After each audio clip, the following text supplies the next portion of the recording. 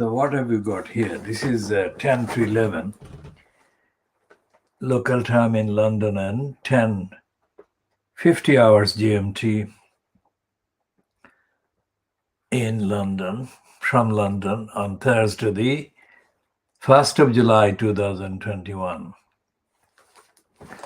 And this is part A of the world exclusive diagnosis of Fleet Street. By Fleet Street is, of course, we mean this one,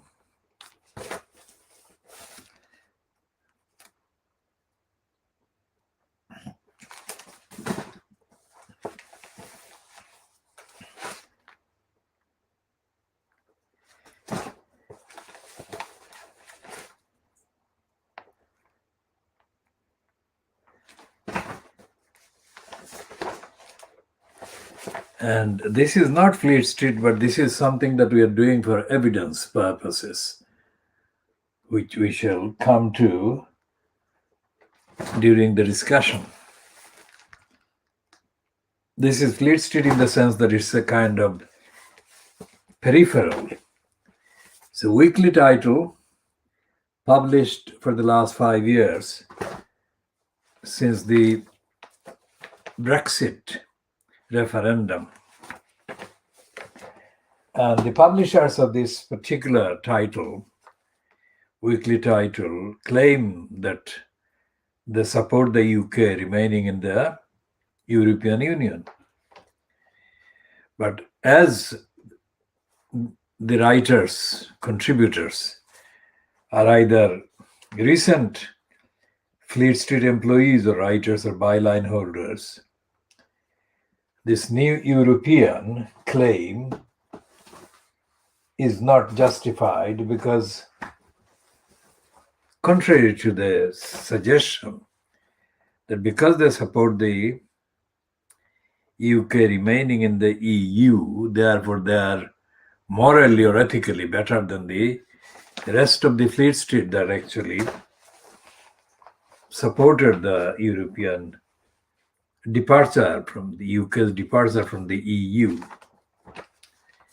Now, the Financial Times, which has got the cover price of £2.90. So wherever you are watching, you convert that £2.90, 2.90 into your local currency. And if it is in the subcontinent, say Bangladesh, India, and Pakistan, it would be around 100 units of the local taka or rupee or rupiah, whatever. And the Financial Times, we have renamed it Financial Crimes, and we shall update on the reason for renaming it Financial Crimes.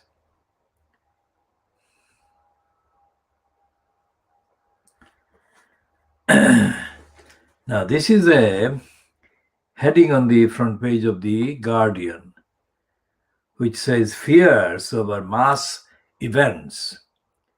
After 1,300 people traveling, Scotland fans get COVID. Will the Euros be eat out to help out on steroids? By opening games to 60,000 fans, they send a message. The danger has gone. That is by SAGE subcommittee member, Professor Stephen Reicher, or Reicher. And there is a piece also on the Guardian front pages. GPs are giving out second jabs, that is the second vaccine, after only 3 weeks. Now, this is a proof. This item is a proof, well, as well as the first one, fears over mass events after 1,300 traveling Scotland fans get COVID. And what this is continuing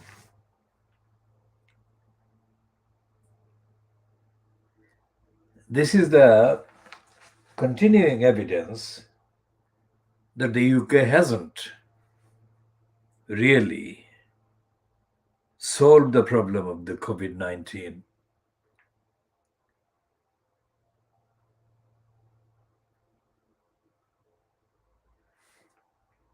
And all over 50s to get COVID and flu jab in each arm. So they are complicating they have complicated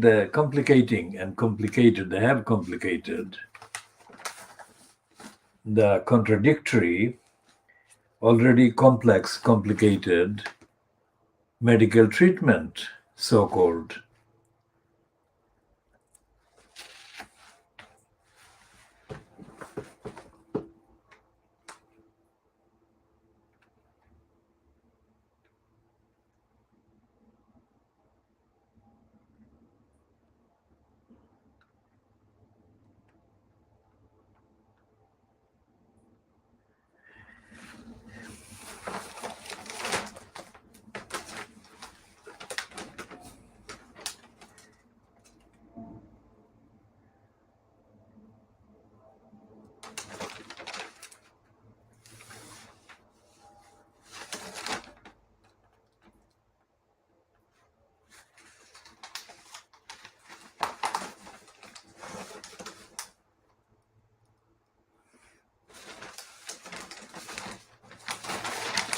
And there are more allegations against the so-called health secretary, Matt Hancock.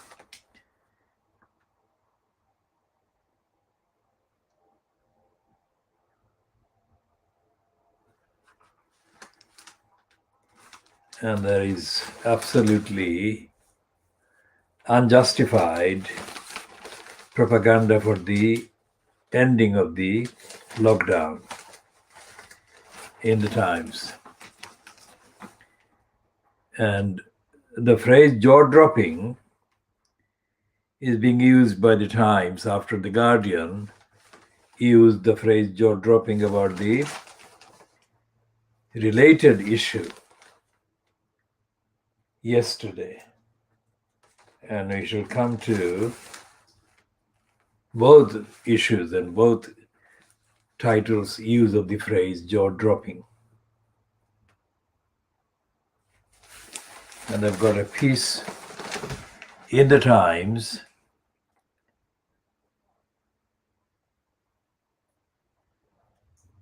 about a murderer, mass murderer of cats in Brighton. And it's a Peter Chappell byline piece on 5 columns. Across 5 columns says, Steve Booker, 54, stabbed at least 16 pet cats and possibly many more.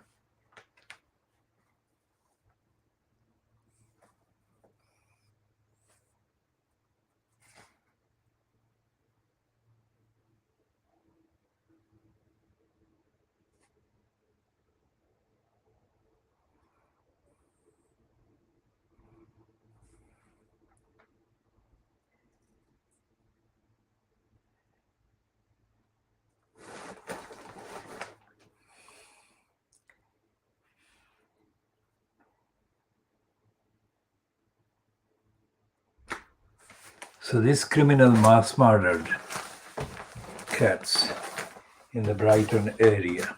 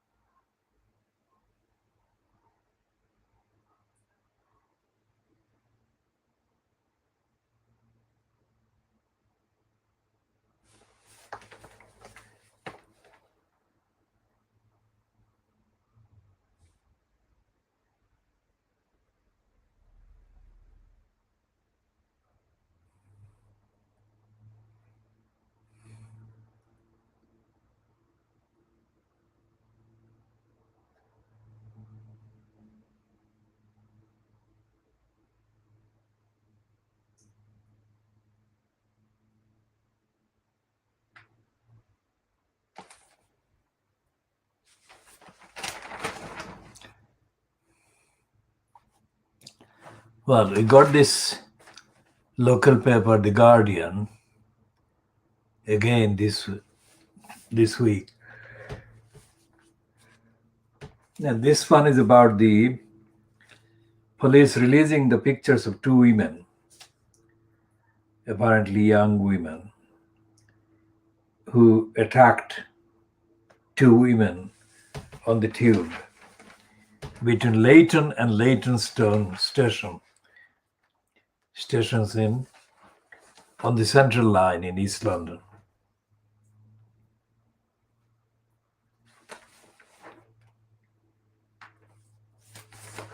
And the reason we bought this one is for this item, and also for the item headlined "Council Failed Young Man for Most of His Life." Now that is a headline that could apply to almost every single council.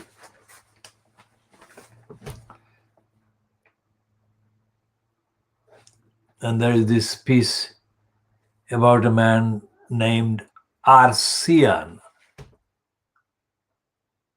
Is it Arsian or Arslan Ahmad? Has been linked with 3 stabbings. So Arslan is the spelling in the main copy. So we'll come to that after taking a look at this one. The council has failed young man for most of his life, and the family in constant battle for specialist care.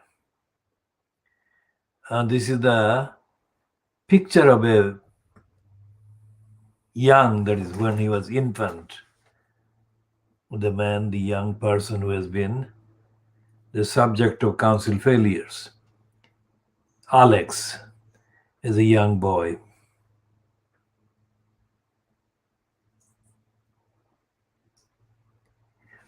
Now this item by byline to Victoria Munro, it says annual reviews of the health and education support for children with special needs are a legal requirement and are supposed to be the only time when changes to the care are made.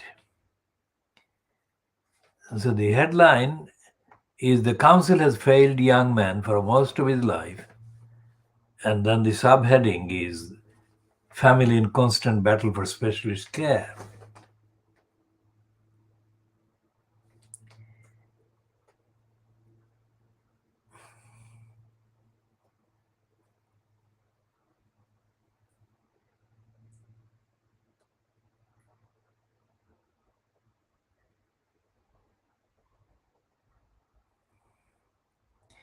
Now, this is the piece. This is the piece. Now, the reason why we are looking at that piece is, of course, for the obvious reason about the council failing, but is also to highlight the need for the Tower Hamlets Council to be held to account significantly, materially, for neglecting their safeguarding children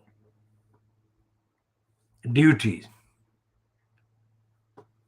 to the 4 girls from the Bethnal Green School, including Shamima Begum. The first one that left the UK and went to Syria as a child was Sharmina Begum.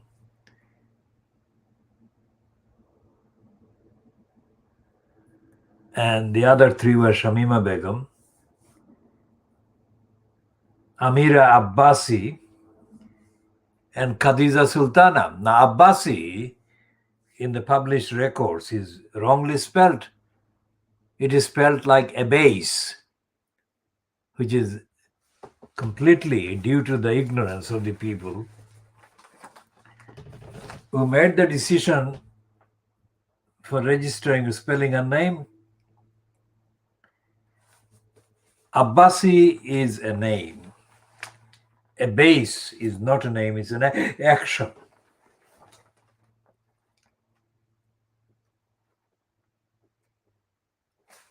Now, on this same page, there is the smallest of the three items on this page 7 of the Guardian series, .co.uk, dated the 1st of July, which is today, 2021, has got a misleading heading: Mayor slammed over University of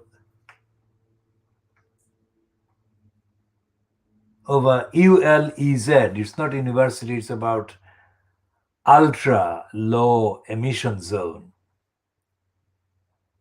Now it says Sadiq Khan has been accused of patronizing Londoners and being out of touch after suggesting people could buy a second-hand car to avoid the ULEZ charge.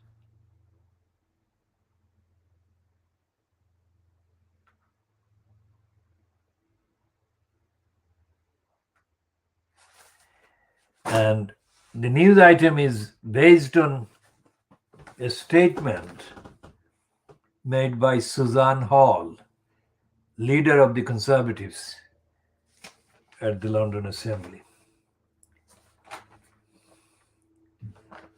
I mean, it is impossible, absolutely, factually, evidentially impossible to come across any statement or comment about Sadiq Khan's unfitness that can be traced to the Labour Party members of the London Assembly.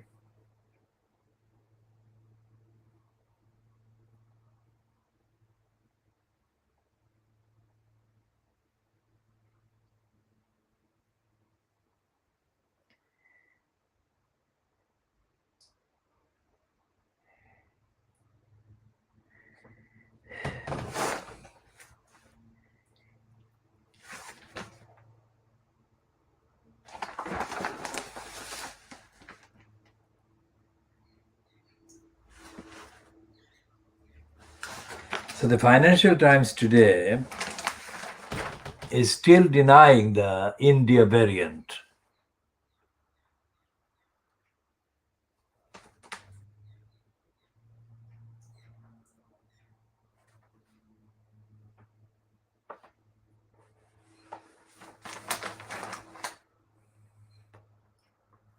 And this item by Robert Shrimsley says Matt Hancock's fall will have lasting consequences.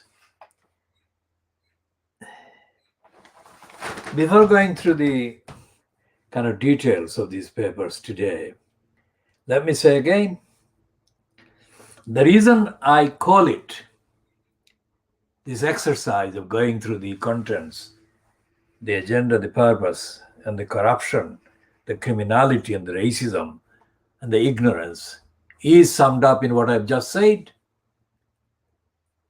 Fleet Street is not carrying news of substance that actually has impact on the lives of people, most certainly not the lives of the many. Most emphatically, not the lives of the many. So what is the mystery behind the continuing kind of business that these titles represent and embody? That is one of the most urgent issues. Those people who buy them, what do they buy them for?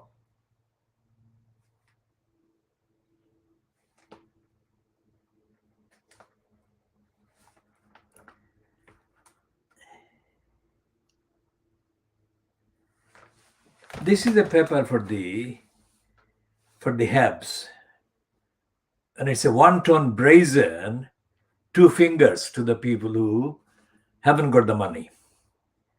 And people who are in poverty are not there because of choice, by choice. People are pushed into poverty by people who make decisions about their lives, their livelihoods, and so on. And the newspapers are not serving the needs of the people who are being robbed, looted, denied, deprived, lied to, and lied about.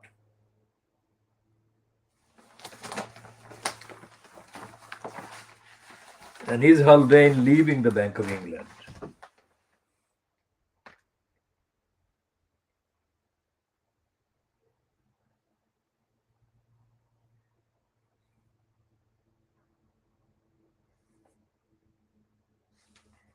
Now, this Haldane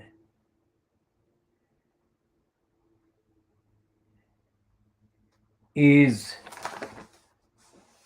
comparable to a narcissist seeking headlines.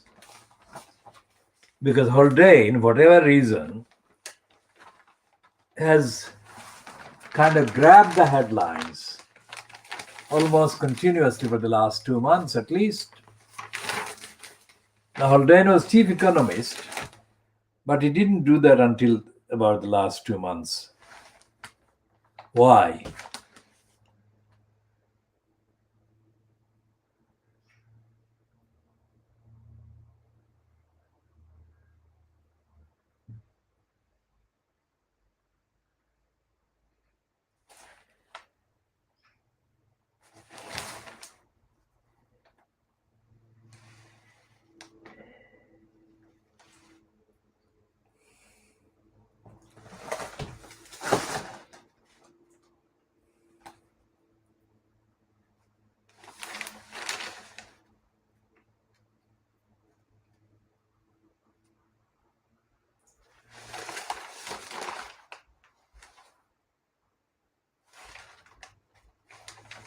And they've got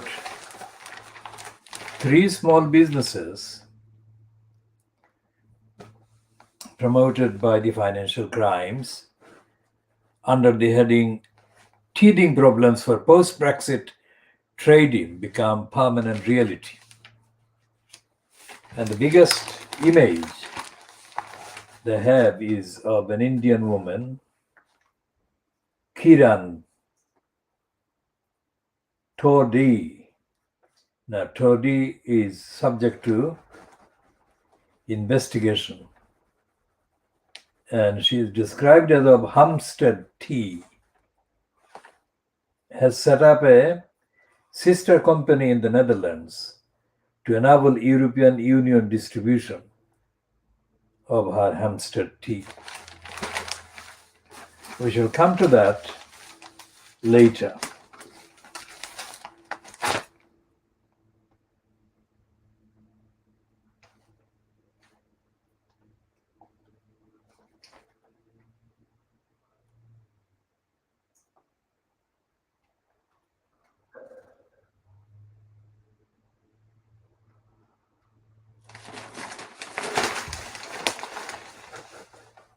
Buyers rushed to complete sales before end of tax holiday that helped drive house price rise.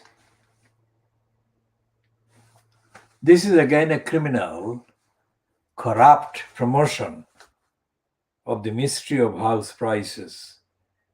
This is the financial crimes is the nearest daily kind of embodiment of capitalist lying and corruption and denials. The financial crimes has got the appearance of running news. Every item is a kind of cover-up. And the cover-up is the most, the cover-ups cover every item, let's say. But the cover-ups become most intense in the lying that the financial crimes perpetrates about issues of society and social care and the impact on the many of the grabbing of the wealth and resources by the few.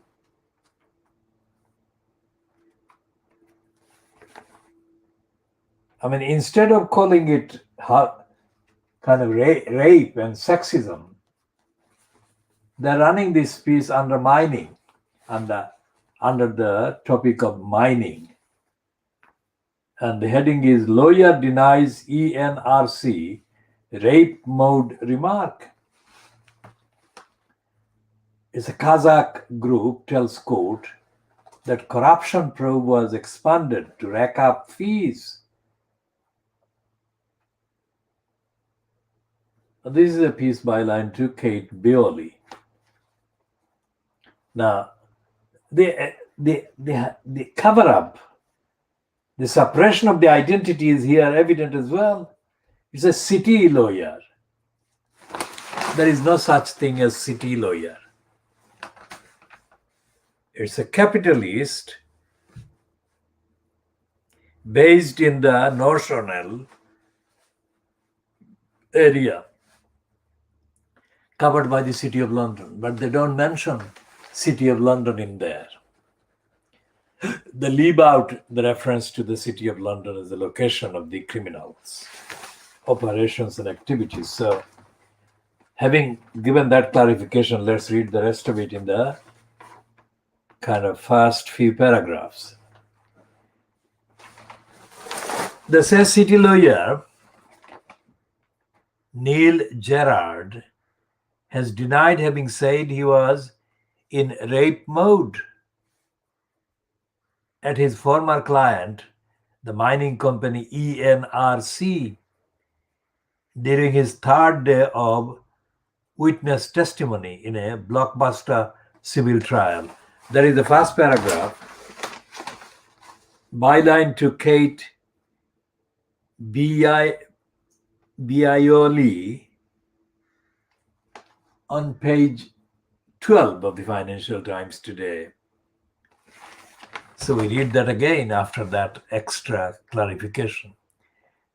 City lawyer Neil Gerard has denied having said he was in rape mode and planned to screw those fuckers at his former client, the mining company ENRC, during his third day of witness testimony in a blockbuster civil trial. Kazakh miner ENRC is suing Gerard and Descartes, the law firm that employed him, for allegedly expanding an investigation that Gerard was hired to conduct in 2010. Now, this is 11 years ago. So you can see the kind of corruption in the legal system, so-called. 11 years ago this happened, and they only started testimony third day.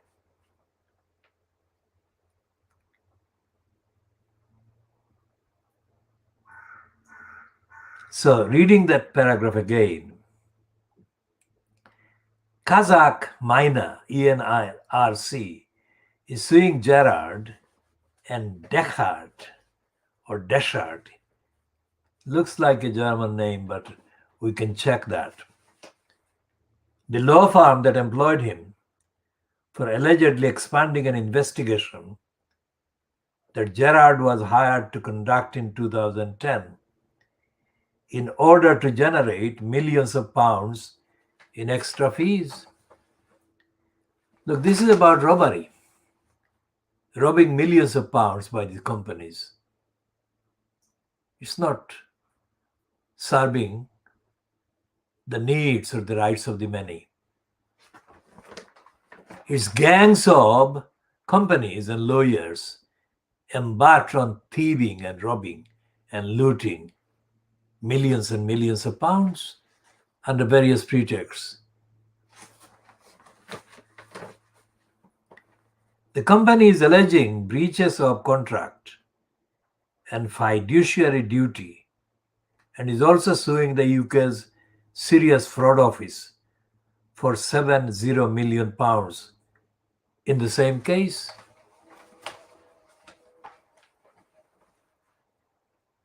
ENRC claims Gerard wrongfully expanded a probe of allegations of corruption in Kazakhstan and Africa and worked with the SFO, Serious Fraud Office in the UK, to bring about an official criminal inquiry in spite of a lack of evidence. It has accused the agency of misfeasance in public office, claims that SFO denies.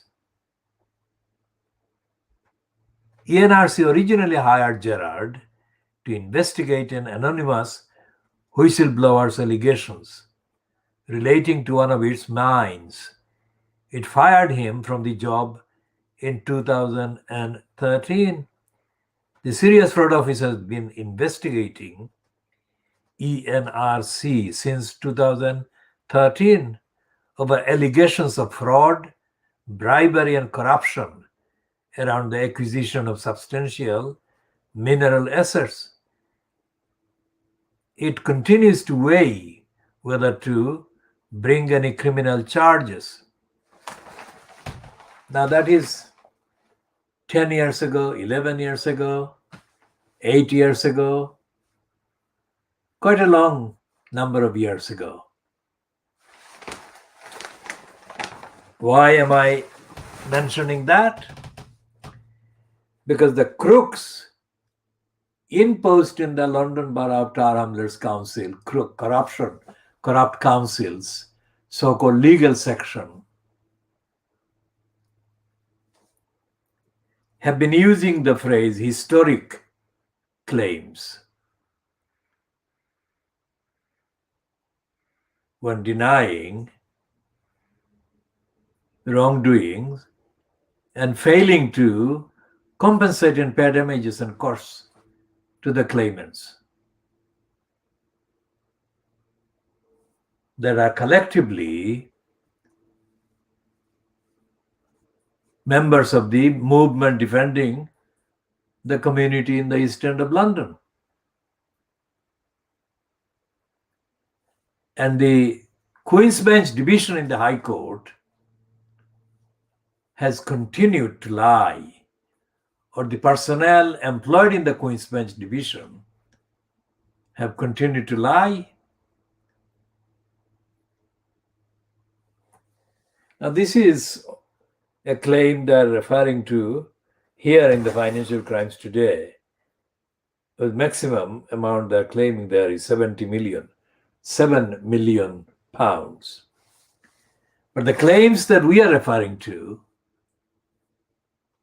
and claims that are based on the criminality perpetrated by the London Borough of Tower Hamlets crooks, exceeds that sum 100 times and beyond. So when David Neuberger, at the time the outgoing president of the Supreme Court, spewed in January or in July 2017, that Brexit would bring, one of the benefits that Brexit would bring would be to make London the center of the world's claims. He meant claims in large sums, claims of large sums of damages and compensations that is comparable to this one.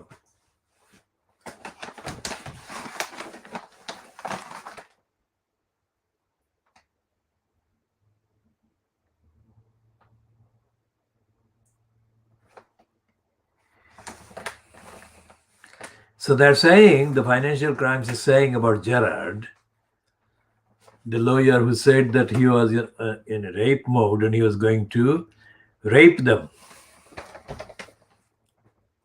Yesterday, Gerard denied he met two consultants involved with the probe, that is the investigation, at a Sloane Square restaurant and told them he was in rape mode in pursuit of fees from the ENRC. He is accused of having rubbed his hands together after reading allegations about the company printed in the Times newspaper. Now, we'll come to Sloane Square in a minute. To those who are watching this, they need to know to what extent I am familiar with Sloane Square. I'm familiar with Sloane Square, not contemporary in a contemporary mode, but in a historic mode empirically. Now, Gerard called the allegations utterly ridiculous, and there is certainly no way that I'm going to talk to a relative stranger and say to him that I'm in a rape mode. He added he had never said ever to anyone that I was in a rape mode or that I was going to screw anyone.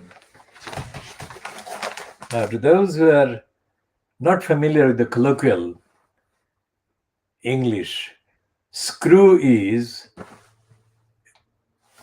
to have sex with someone, and screw in this context is being used as a rape.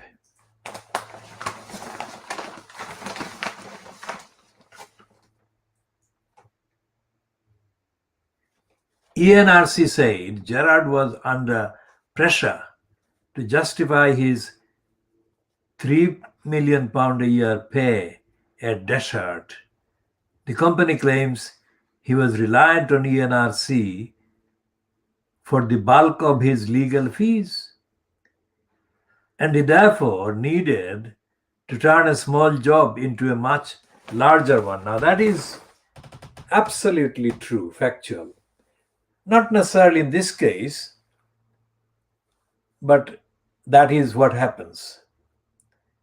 And that is one of the reasons why we call them licensed law traders, either licensed barristers or licensed solicitors, licensed to lie under the cover of the license that they are lawyers, licensed to practice law. What in fact happens is that they abuse the license to tell lies and make the lies look legitimate because they have got the license.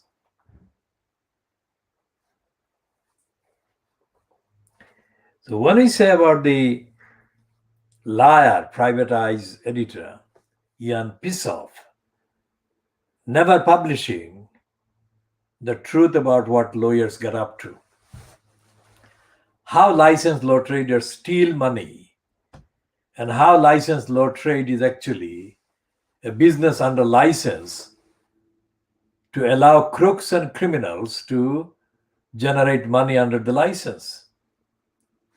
So that therefore license is the license to steal and rob and lie.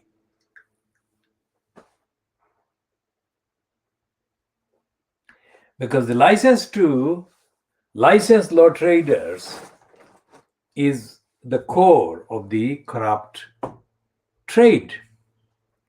It's a law trade, trading at law, not upholding the principles of law, but misusing and abusing that license to cheat, overcharge, and invent a scenario whereby they can drag on and thus generate income. As I have said about Harry Mundy, the crooked employee employed by the then solicitors firm off Oxford Street called Garston's. The ghastly Garston's near Oxford Street, near Tottenham Court Road. Garston's was the crooked firm of solicitors that was foisted on our family in the beginning of the 1970s. The ghastly Garstons were foisted on the family by a court, where an order was made about an application by the then Hamlets Council about the state of the building in New Road.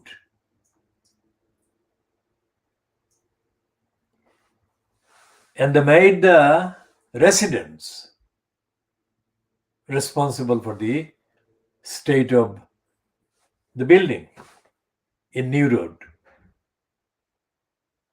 whereas the responsibility should have been placed on the shoulders of the then freeholders, the legal freeholders. But quite apart from that, Harry Mundy lied over at least 2 years. Harry Mundy at the ghastly Garstons kept lying and kept repeating the same routine every time there was an appointment for the family to attend a meeting at the ghastly Garstons during the 1970s, early 70s.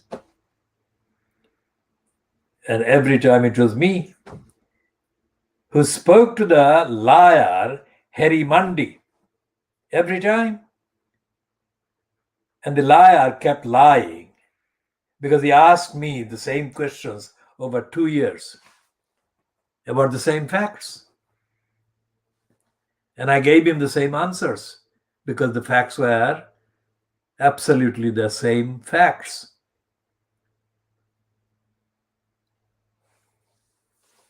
And 2 years later, the crooks at ghastly Garstons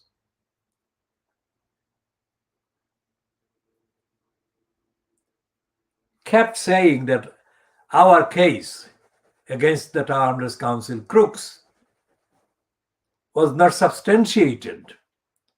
And I had said that there is absolutely no way that that was correct. So when there was a so-called conference with a barrister about the case, the barrister instantly agreed with me about my rejection of the ghastly Garstons claim.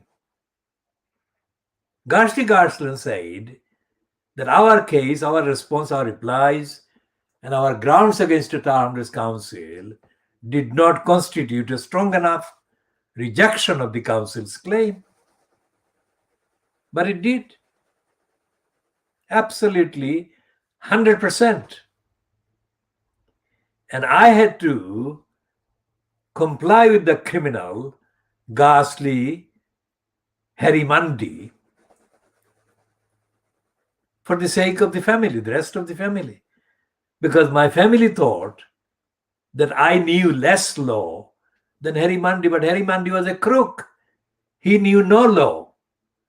I knew better laws than all of them put together in that stupid firm.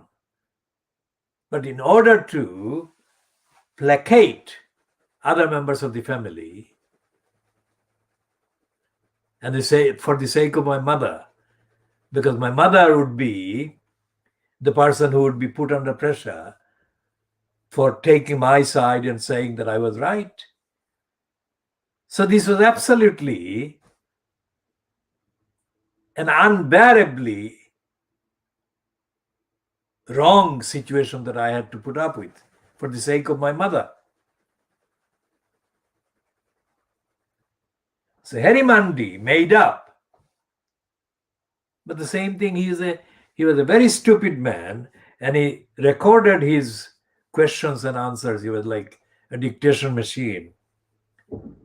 But they were absolutely the same, substantially the same questions this liar put to me. Now, remember what I'm saying there. That is in the 1970s. And that is, I've given name, chapter, and verse. Anyone watching this, and anyone watching this on behalf of or from the London Borough of Tower Hamlets crooks, tell me otherwise, you criminals. Because Tower Hamlets Council criminals, crooks in the so-called crooked legal section, are absolute pathetic liars. And these liars have been lying for years. Now, if somebody asks me how many cases I have actually defended and how many cases I have won, do you recognize yourself asking me that question? I have dealt with, advocated, and won literally dozens of cases concerning my own experience. Are you satisfied? If you are not, listen on. Because what happens in the courts at every level in this country? The lie, they tell lies and they fabricate. There is no reference to the kind of textbook contents of the law. The references are absent from the utterances of judges, as well as from the utterances and the memos and the notes that travel between the various non-licensed law trading staff, the admin staff. Most of the admin staff installed in courts of law, so-called, are ignorant, ill-read, ill-educated, and ill-willed. They're dishonest, and they couldn't care less about the impact of their lying and dishonesty and their ignorance that have an impact, affect the parties concerned, especially at the receiving end of the lies, the idiocies, the ignorance, the denials, the pretense by these so-called administrative staff. And the complete and utter insulting indifference exhibited by most of the so-called judges. Anyone who can say that they can do a review of Fleet Street in a few minutes, of course, they are not telling the truth. Because this item alone is taking this much time, and the clarity, the requirements, the demand for clarity, evidence, and transparency, these require me to go through the evidence that I have just done. I've given name of the criminal in employment at the ghastly Garstons, the corrupt solicitors, the racist solicitors.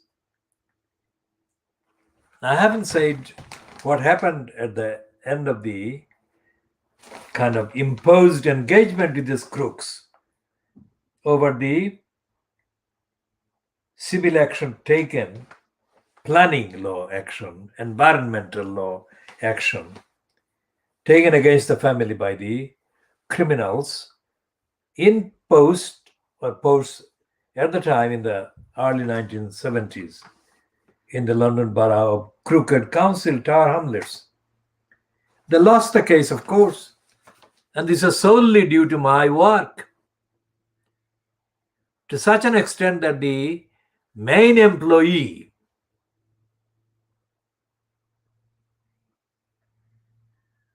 Peter Kemp, the racist criminal, Peter Kemp, burst out crying, weeping in the court.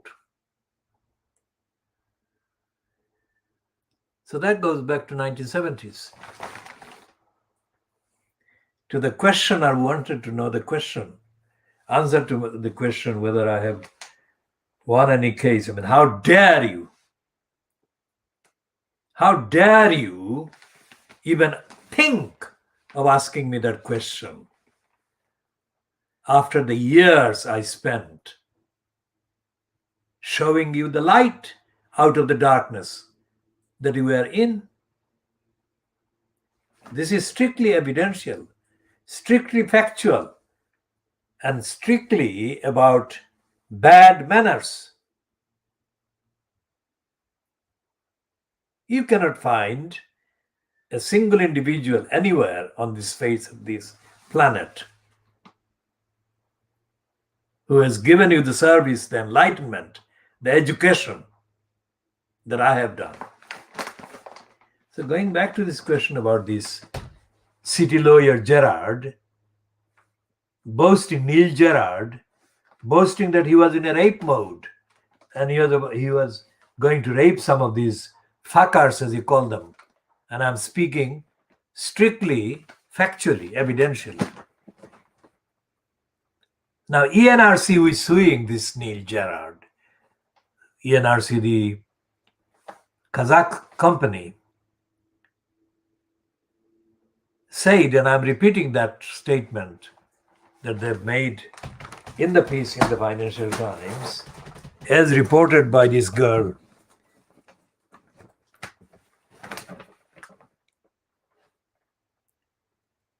Kate Biaioli, however she pronounces it.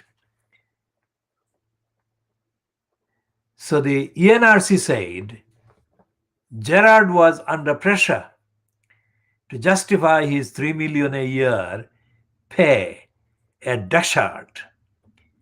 The company claims he was reliant on ENRC for the bulk of his legal fees. Now that is the corruptly claimed fees. And the corruption enabled by the existence, presumably, of a license to trade as a lawyer.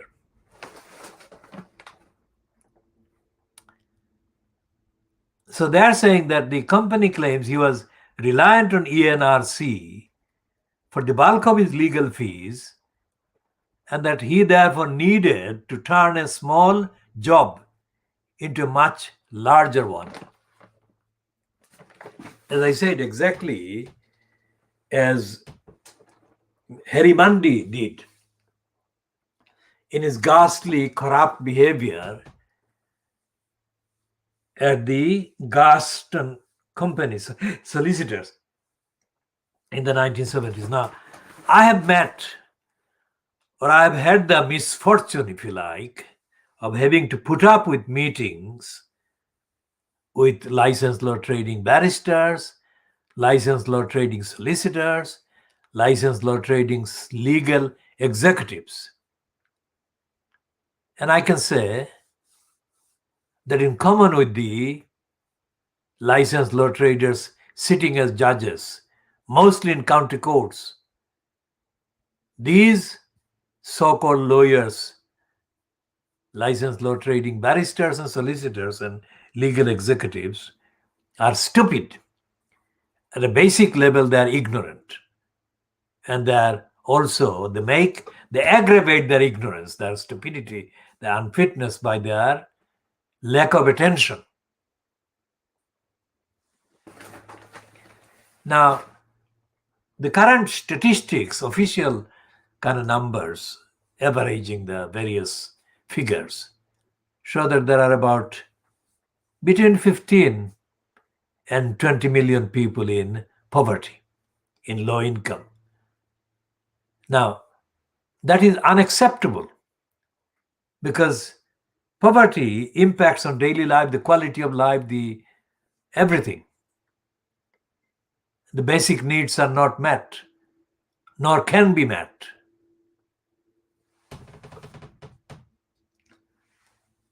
So most of the causes of poverty that is being suffered collectively by these millions of people, 15 to 20 million or thereabouts, most of the causes of poverty are linkable, traceable to decisions other people make about these people. Of course, there is a core number, maybe 1 million or so, in the poverty group that cannot blame others because they are engaged in intentional crimes and criminality and illegality. So even if you leave those for moral and ethical reasons out of the group of people that are denied their rights, you have too many people in low income, in poor housing or no housing at all. Now, housing is correctly called a right, as a human right, because housing is absolutely essential for living the life, doing things that a human being needs to do. And this right, the right to housing,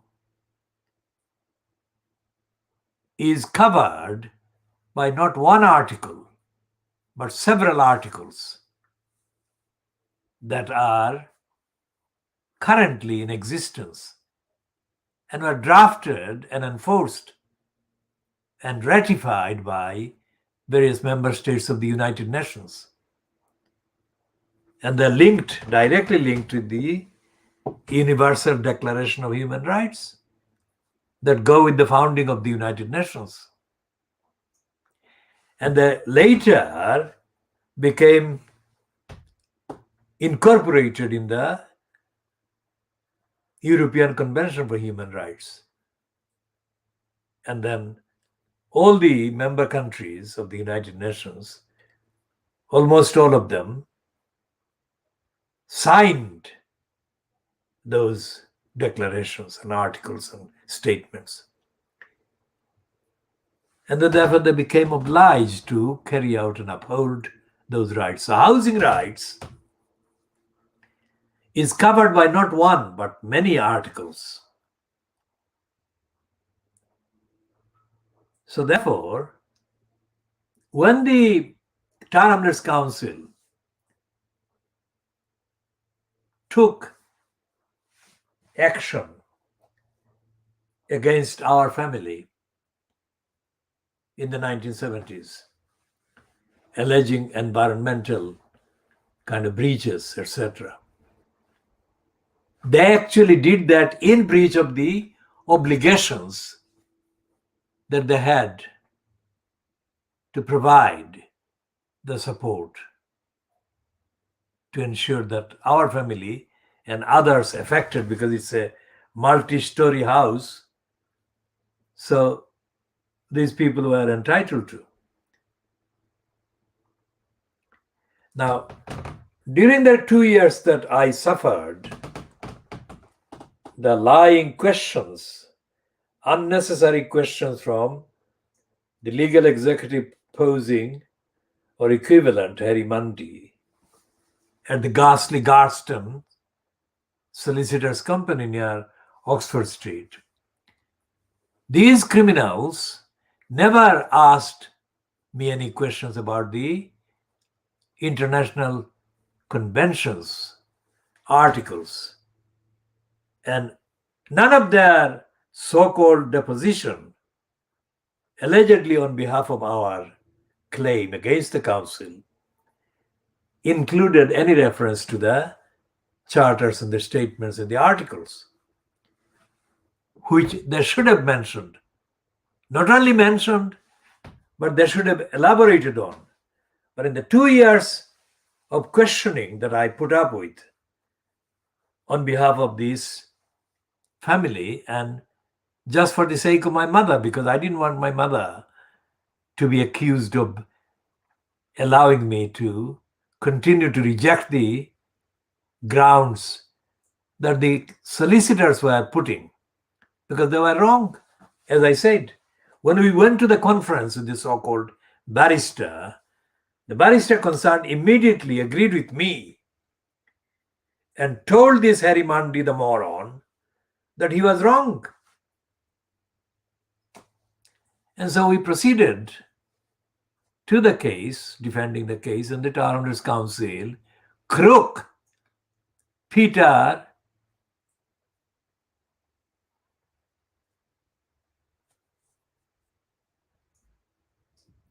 Kemp, K-E-M-P. It's a German spelling, just like Hitler's Mein Kampf. This crook, well, the word is, of course, struggle. So this Peter Kemp was in a struggle against our family, and he lost. And he broke out. He broke in tears in the court. Now, that was as early as the 1970s. So we have been defeating the liars in the Tower Hamlets Council for decades, for 5 decades at least.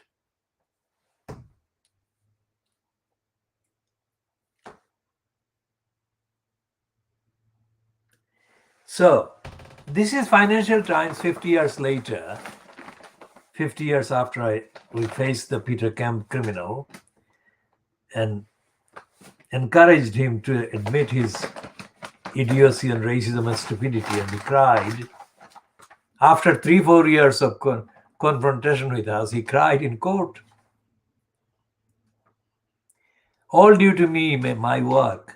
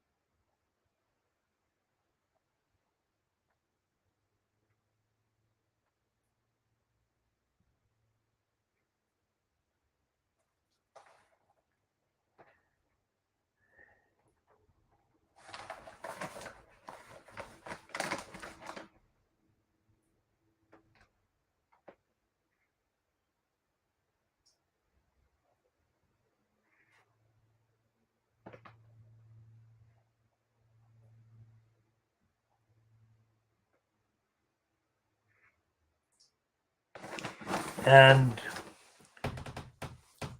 the use of the phrase rape mode and screw those fuckers were made by Neil Gerard, in relation to his plan to force ENRC to give him 25 million pounds.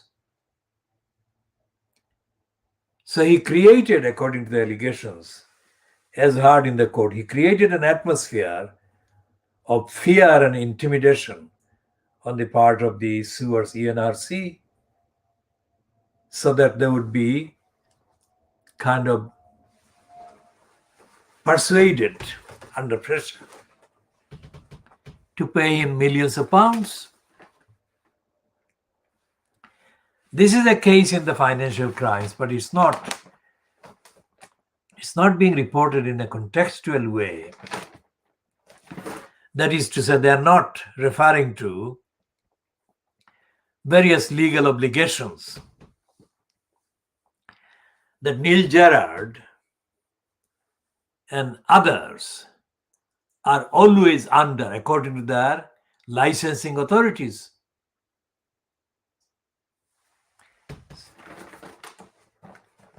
So I said at the beginning that I will refer to Sloane Square and how I know Sloane Square. Now, Sloane Square is a part of London, West London, that is mainly populated by people, used by people, the shoppings and facilities there in SW3.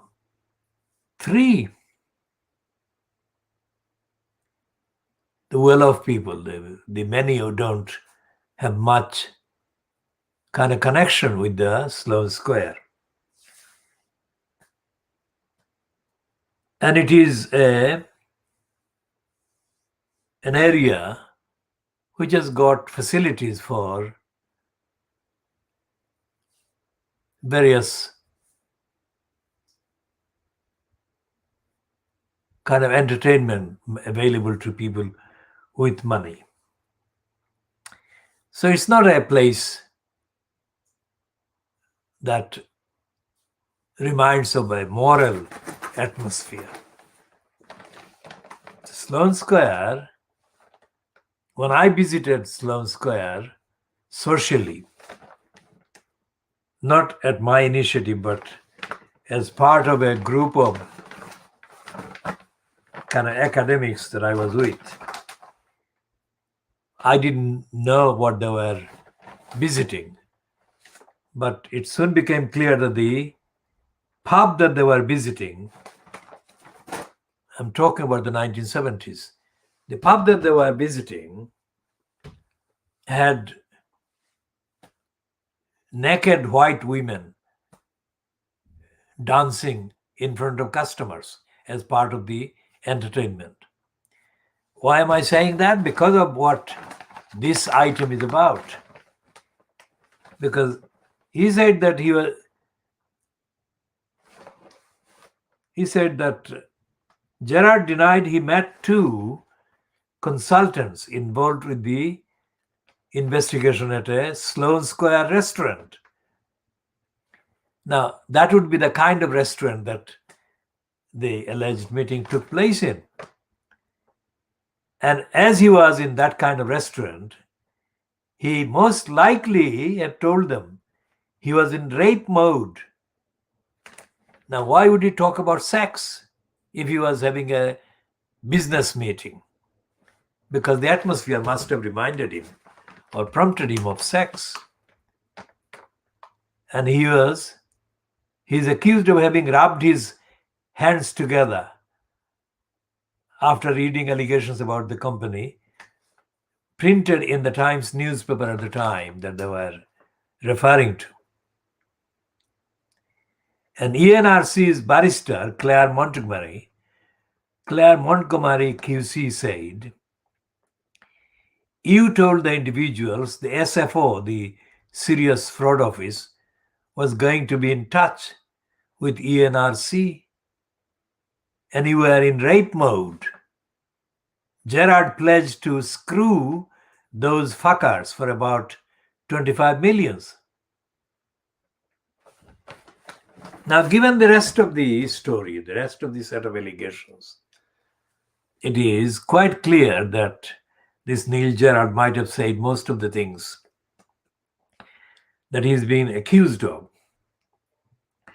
Whether the NRC case ends with an outcome that includes Gerard being found guilty is another matter.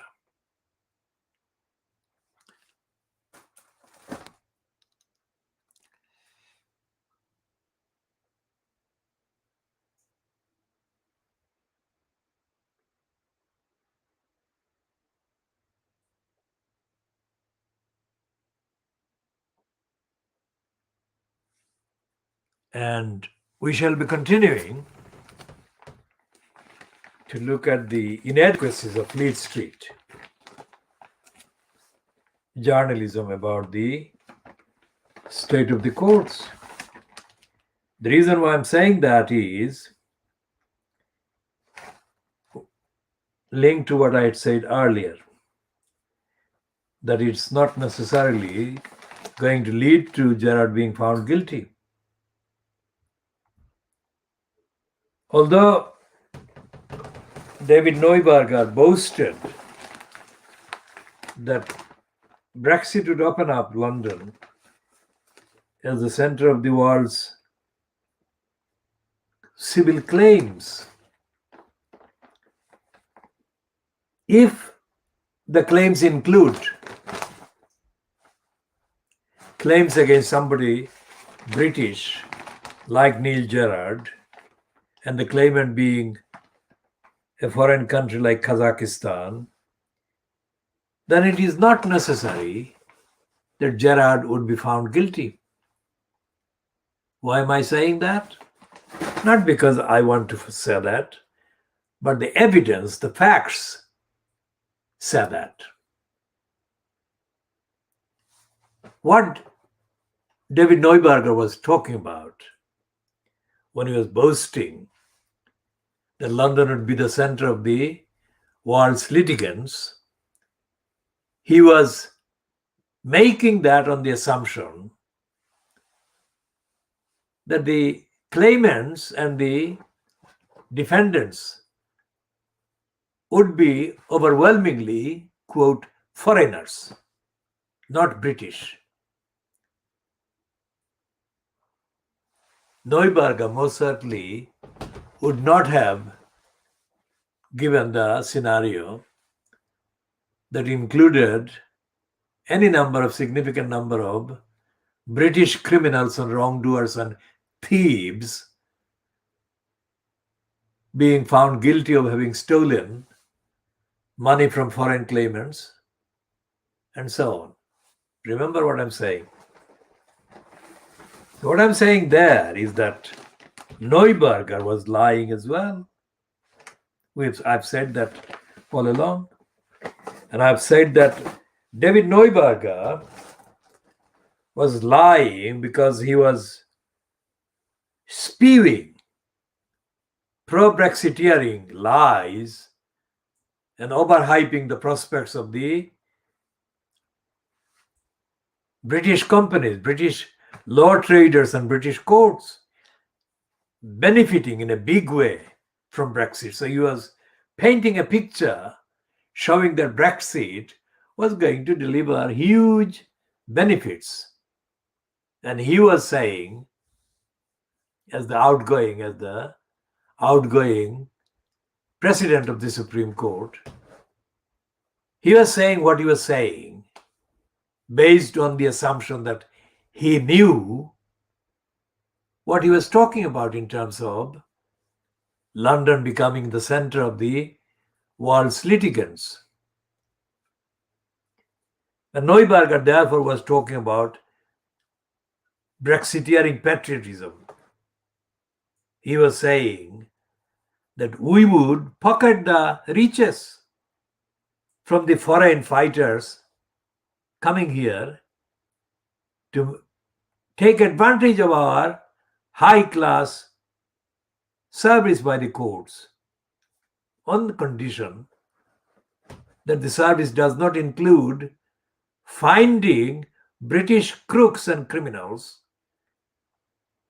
guilty against foreign claimants. The whole ethos of Brexit is summed up in that boast that David Lidington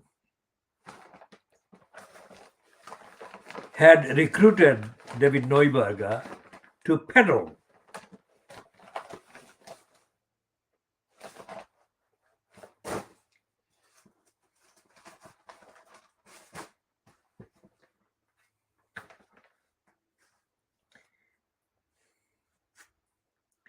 We shall move for the time being away from the legal corruption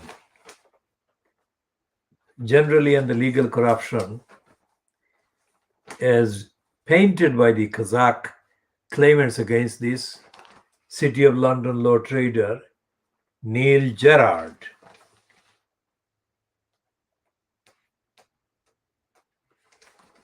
Now, there is a piece in The Guardian today on page 15.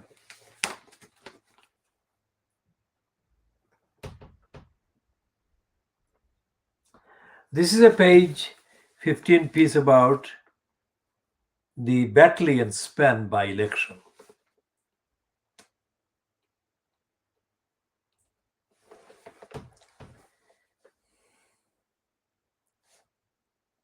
And there are pictures of 1, 2, 3, 4, 5, 6. The main picture has the faces of men. Whether any of them is Asian is not necessarily obvious from the photograph. The caption says, George Galloway gives a speech in the Market Square in Batley at an event also attended by the activist Lawrence Fox.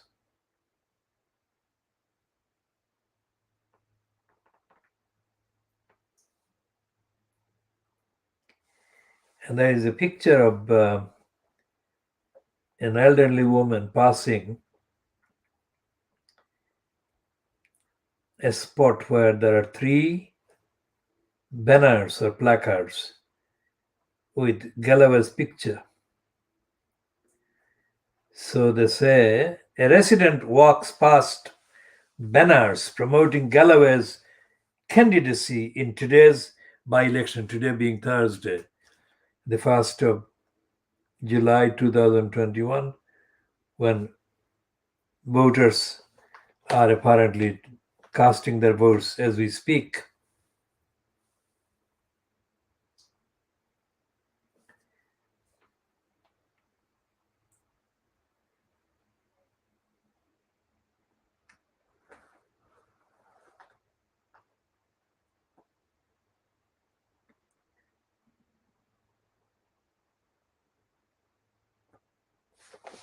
And they've quoted apparently a Muslim person called Farhan Khan, who is quoted as saying, if Galloway is going to go after the Muslim vote, what about the LGBTQIA Muslims? Should they feel safe?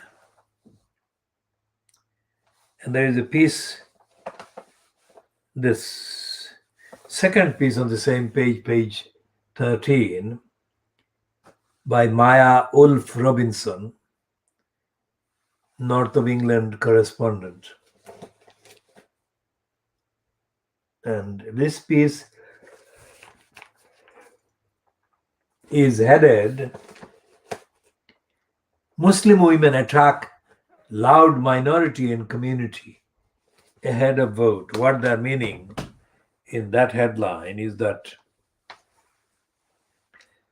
ordinary Muslim women in the constituency of Batley and Spen are saying there are a small number of persons who are making loud noise in the name of the community.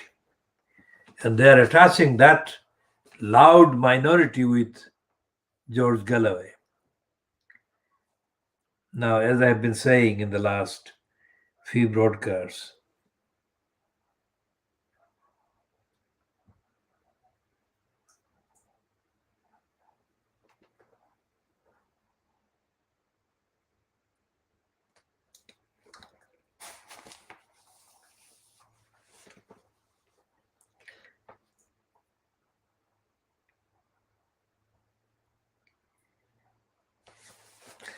and the response to that is the one that the Guardian piece ends with. It says, a reply also on WhatsApp. accuses the women of making unfounded claims and prejudice against men, adding, all is fair in love and war, and Laiba, that is Liebour,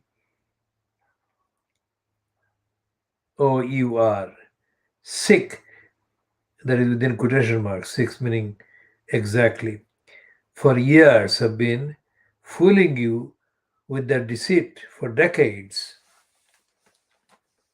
Now, the veteran campaigner accused of stoking division to win votes. That is a piece that is typical of the stupidity of the Fleet Street kind of commentators or Fleet Street papers and publications, both about Batley and Spen and about the rest of society. Because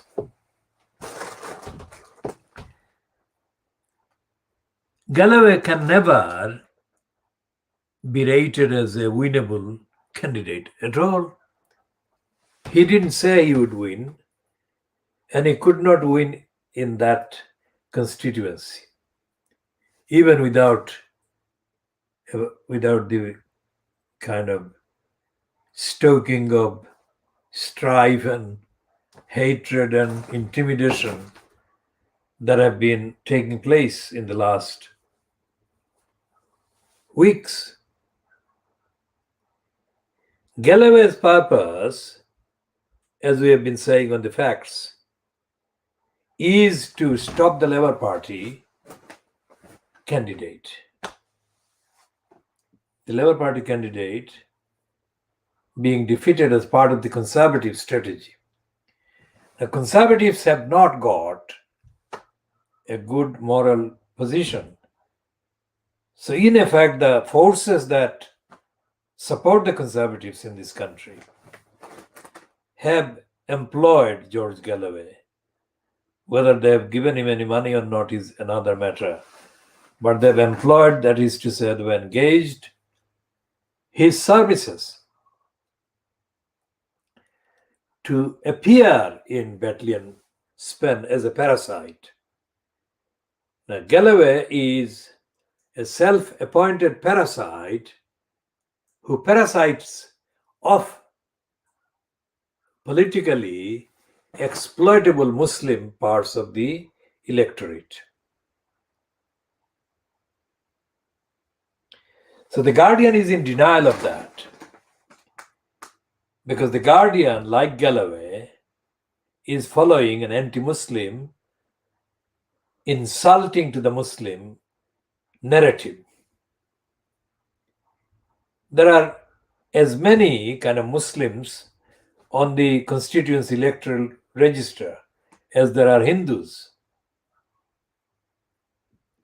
But the Hindus are not the subject of any of these coverages or cover-ups or inventions. The Hindus are being left alone as far as the Fleet Street coverage and the mainstream media is concerned to do whatever they want to do. And they're not being accused of anything.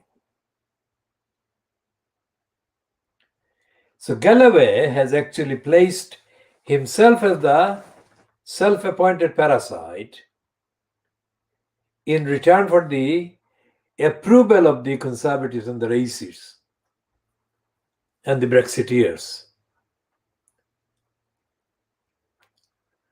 which he very badly needs. As we have extensively covered Galloway's behavior, we don't have to repeat everything, but essentially the Guardian piece is ill-informed, ignorant, and racist and stupid, because any intelligent journalist would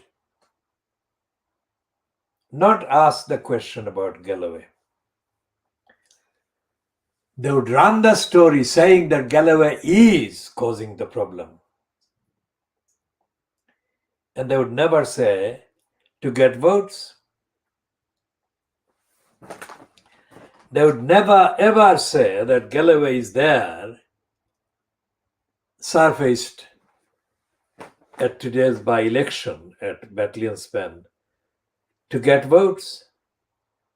They would say that Galloway is bent on ruining quite a number of votes that would have gone to the candidate Kim Leadbeater. So Galloway is not there to win votes, but to make the Labour Party candidate lose votes that she would otherwise get. Not a simple statement to make. Galloway never went there to get votes.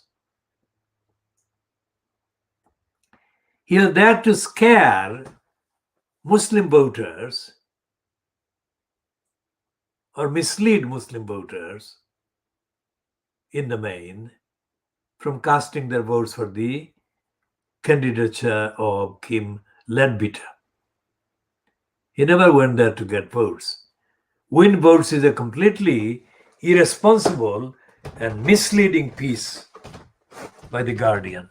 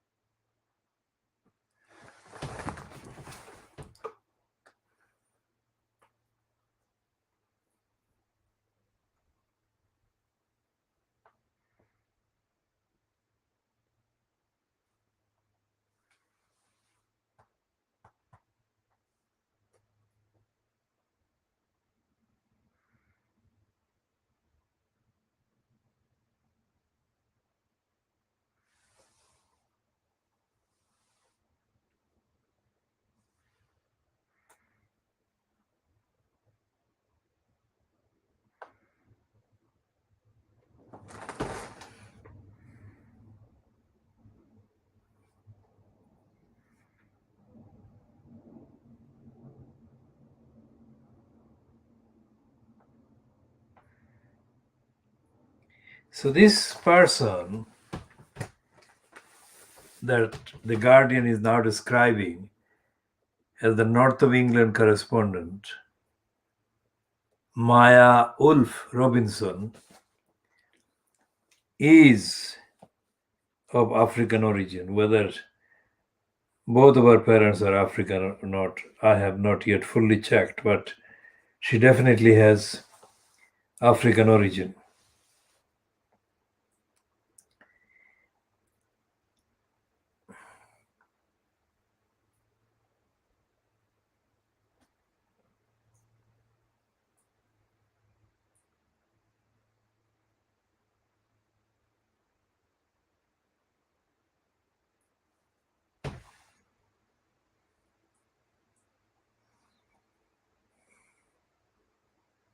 So she, the Maya Ulf Robinson, is being given this double-barrel name for a reason.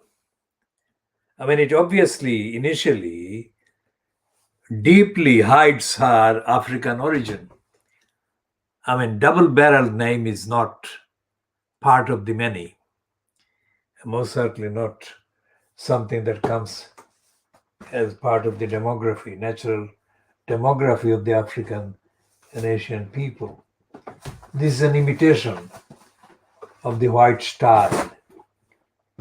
And this Maya Ulf Robinson is not representative of the true demography in the ordinary population.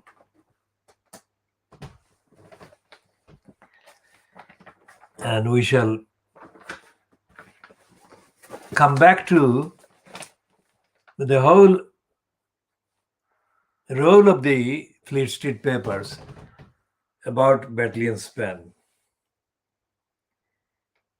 And here we assert that this Maya Ulf Robinson is a mental stooge.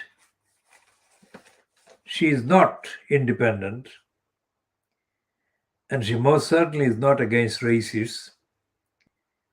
She is a stooge, and regardless of what she has to say about George Galloway, makes not sense.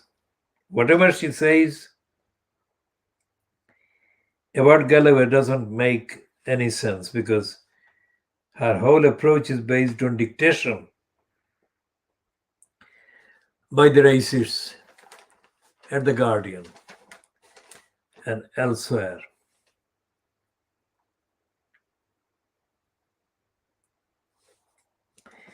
Because she doesn't refer to Galloway in Tower Hamlets. This is a whole page given to Galloway, or supposedly given to discussing the facts about Galloway appearing in Battalion Span. Now, there is no way that Galloway can be described as having defeated the Labour Party twice in the past without referring to Tower Hamlets and Bradford West. The people. Bradford was only possible because of Tower Hamlets, because of Bethnal Green and Bow. George Galloway would never, ever come anywhere near getting the kind of election that he did in 2012. Had he not been allowed to become an MP again after 7 years of interruption or detour. Galloway is a racist boaster. But Galloway is allowed to boast as a racist at the expense of the Muslims because of the gullibility, indoctrination, brainwashing state of the Muslims. He parasites himself too.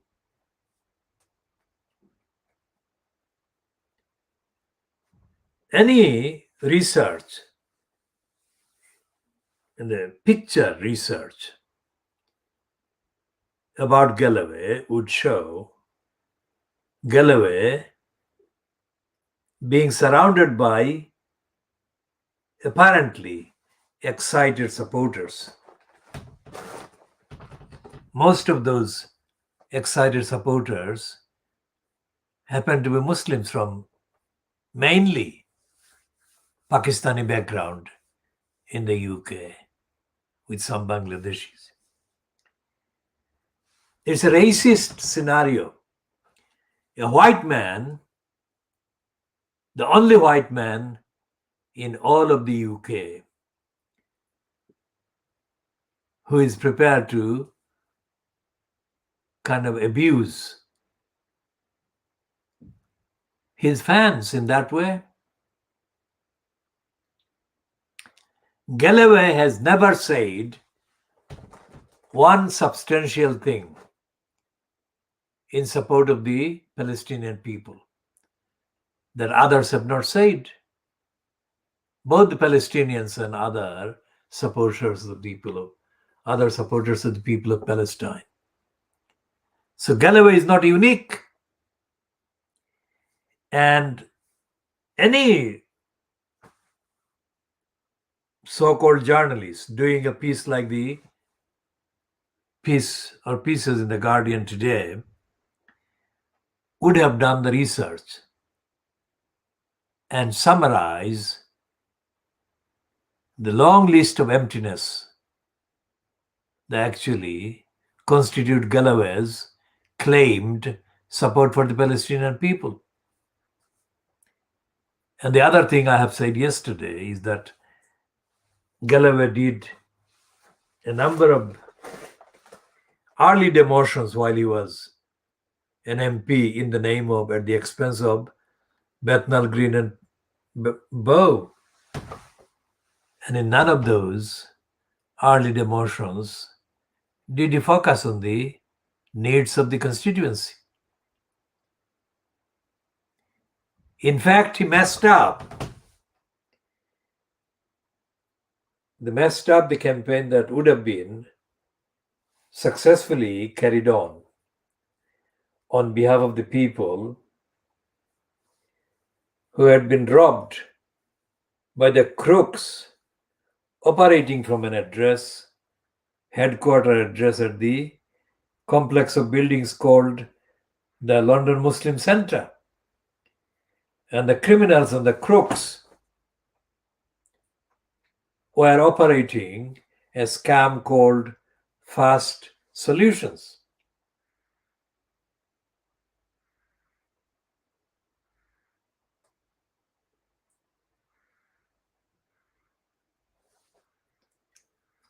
So when the campaign began, this is the anniversary. It's July 2006.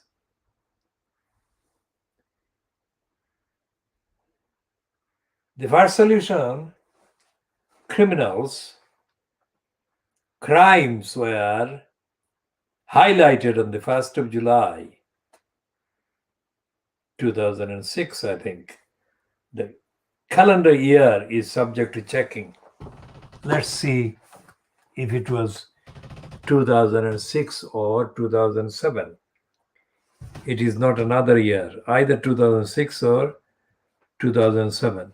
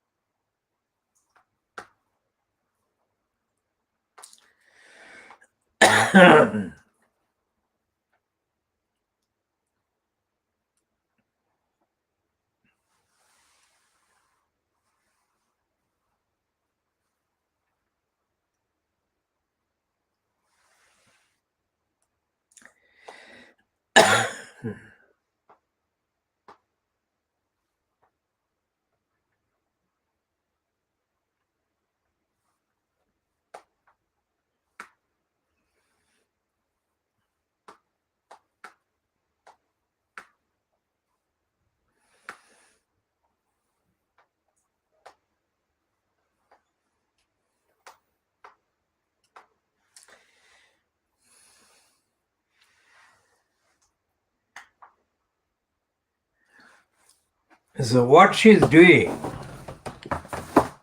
this double barrel name African origin person, is the type of things that ethnicity linked stooges do via the Fleet Street titles. She's in denial of racism, and she's in denial of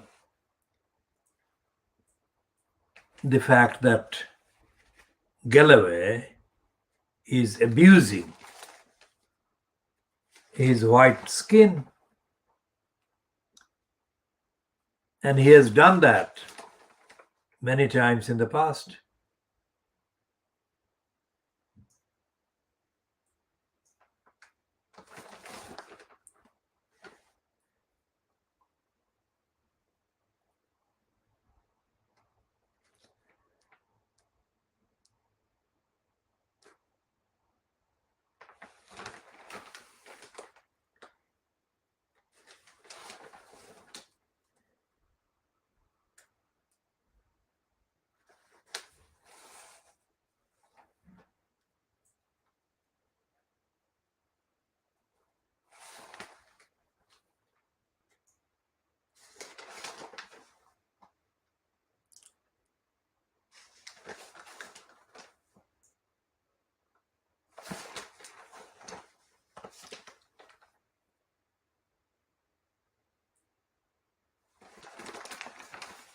And there is a piece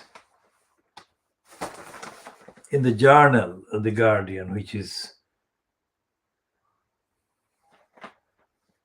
Opinion and Ideas, that is called.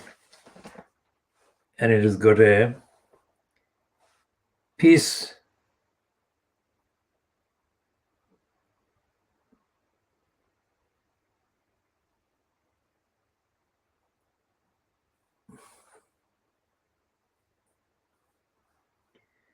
written by Rana Mita.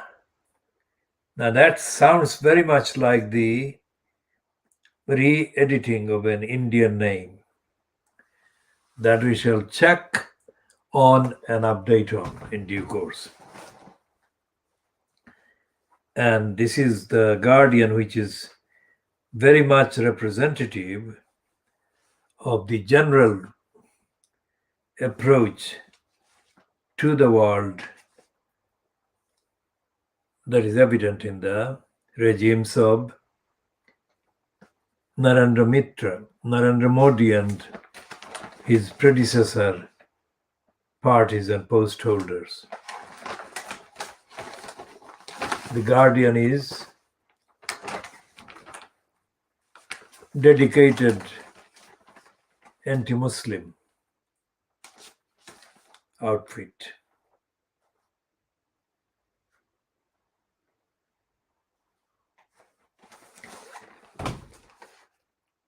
And Martin Kettle, one of the racists who does the business as a liberal, and he wrote the factual thing about the riots, 1981 riots. So Kettle is not a straightforward racist, he's a crafty racist.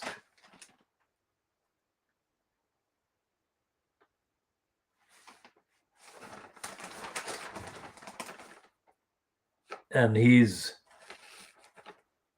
echoing our view. Not that he intends to echo our view, but that is what he's doing in this piece called A Devolution Reset is Needed to Save the United Kingdom. Remember, we use the quotation marks around UK. And the reason why we do that is because we believe that the UK is false. The UK is not fairly constituted or served.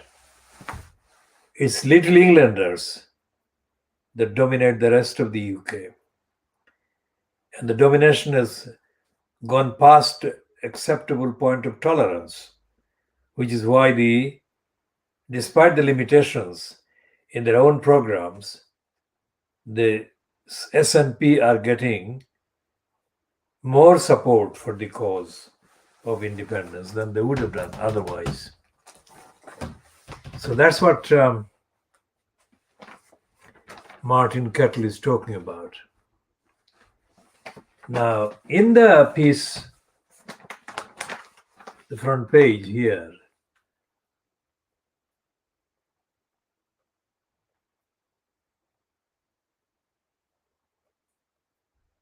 the New European, as I said, New European is mainly written by people either already in Fleet Street or were previously employed by Fleet Street papers. One of the more widely known ones is Tim Walker, who worked for quite a long time for the Telegraph.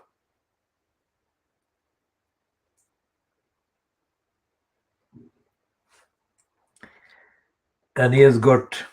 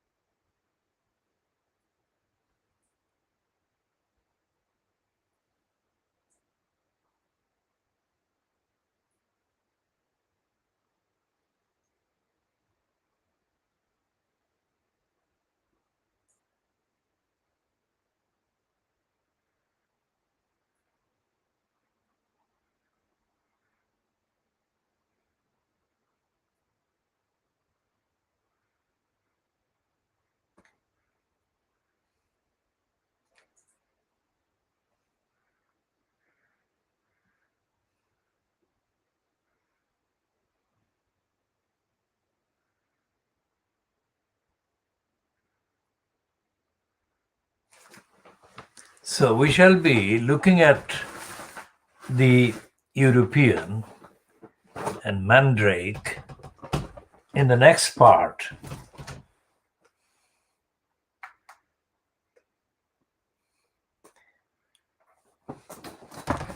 This is the end of the current part, part 2.